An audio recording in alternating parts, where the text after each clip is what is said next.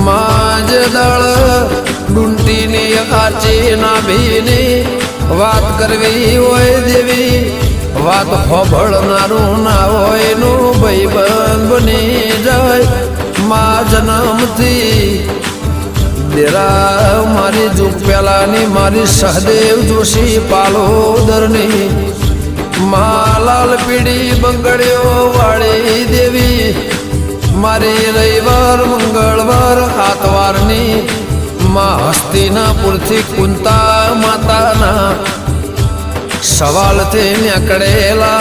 સહદેવ જોશીની મારથળાની એલી મેહોણા